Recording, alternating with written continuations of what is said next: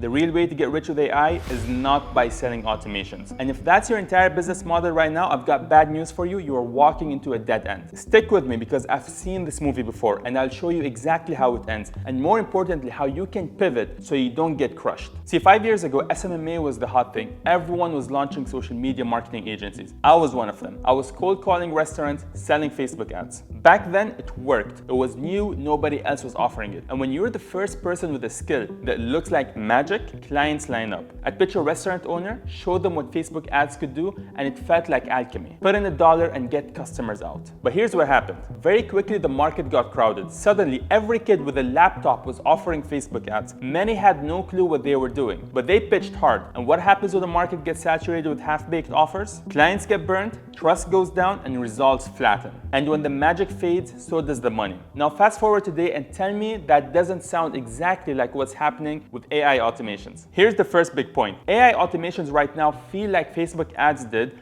back in 2016. Fresh, exciting, easy to sell. You say we'll connect your WhatsApp to your CRM, we'll automate your invoices, and we'll build you a chatbot. To a business owner, that feels futuristic. But history doesn't lie. The same pattern always plays out. First, the pioneers make easy money, and that's everyone on YouTube right now. Then, everyone floods in even without expertise, and that's where you are right now. Then clients get oversold and disappointed, which is what's happening right now. And finally, the market loses trust and the margins collapse. MIT published a report that backs this up. It showed that most AI projects actually fail, not because the AI doesn't work, but because businesses don't know how to use it. That's the hidden risk right now. Businesses aren't rejecting automations because they don't work. They're rejecting them because they don't know how to adopt them. And too many agencies just can't bridge that gap. So that's lesson number one. If you build your business only on selling automations, you're building on sand. Now here's the second reason this won't last. Technology always gets easier over time. Think back to the early days of personal computers. At first, only younger generations felt comfortable, and the teachers struggled. To them, it felt like something only a tech person could handle. Fast forward to today, now your grandparents are FaceTiming on iPads. The technology didn't evolve, it simplified. And the same thing happened with Facebook ads. Back in the day, business manager was brutal. Pixels, targeting, placement, endless options. That's why businesses paid agencies. It felt too complex to do it themselves. But over time, Facebook stripped away the complexity. Targeting became automated, campaign structures became simpler.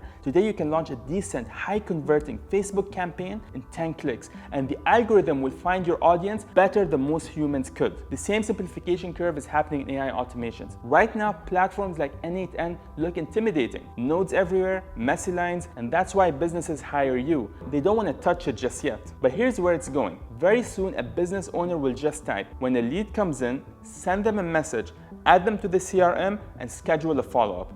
And the AI will build the entire workflow automatically. Think about it. That's already happening with Shopify Sidekick. That's what Microsoft Copilot is doing with desktop tasks. And OpenAI themselves have released agents that can plan multi-step actions from a simple sentence. It's not a stretch, it's the direction everything is heading. So if your agency only sells complexity, what happens when complexity disappears? You disappear with it. I'll give you a historical analogy. Back in the early 2000s, building websites was a business. Agencies charged thousands of dollars just to make a basic site. Why? Because it required coding, and coding felt foreign. But then WordPress came, then Squarespace, now Wix and Shopify. Suddenly, anyone could build a site in an afternoon. What happened to the agencies that only sold, I will build you a simple website? They vanished.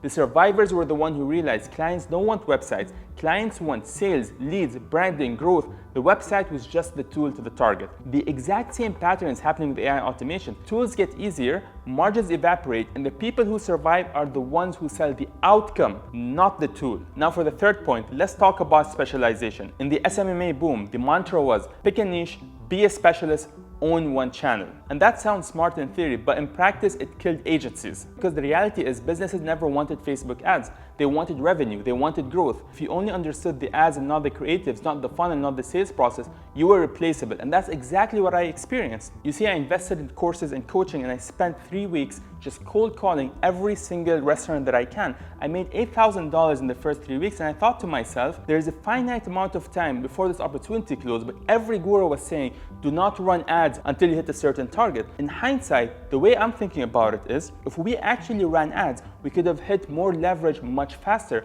but the advice that you get online today is probably what is holding you back. And that's where you are now with AI automations. All the gurus are saying specialize in one niche, but if your entire business is I will build chatbots or I just automate invoices, you will hit the wall because clients eventually ask the real questions. How does this make me money? And if you can't answer that, they don't need you. The reality is the agencies that thrive will be the ones who think like consultants. We can sit with the business owner and say, here's how we lower your back office costs. Here's how we capture more leads. Here's how we turn those leads into revenue. And then sure, maybe you build a chatbot, maybe integrate a CRM, maybe you create a voice agent. But these are just the tools in a bigger strategy that just gets the outcome that the client wants, which is to help them increase revenue and decrease costs. And that's what makes you indispensable, not being the node guy, but being the strategist who solves the business problems no matter what tools that involves. And if you think about it from an SMMA perspective, the second that Facebook stripped all these tools away, everyone who said my specialty is only on running Facebook ads,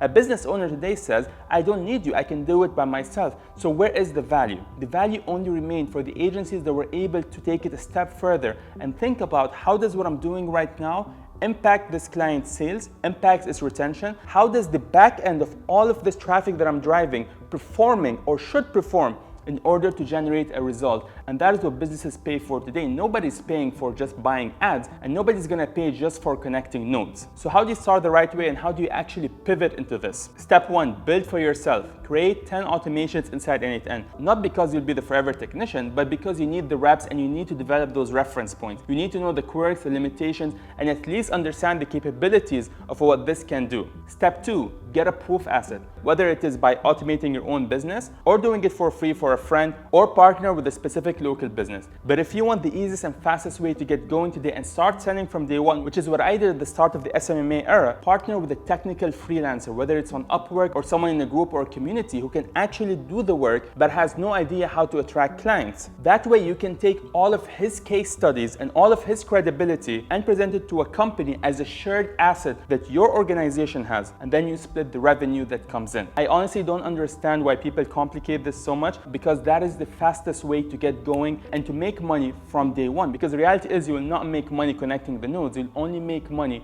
when you can convince someone to buy from you. So now that you have the credibility, step 3 would be document everything. Show the before and the after. Create content around your process. Outbound will get you quick traction. Things like messages, cold emails, DMs, but inbound is the real leverage. When people start coming to you because of your content, your reputation works while you sleep. Right now, today, all of our business operates exactly on inbound. Let me give you some of my own numbers. When I started, it took me 3 weeks of cold calling to close $8,000 worth of services.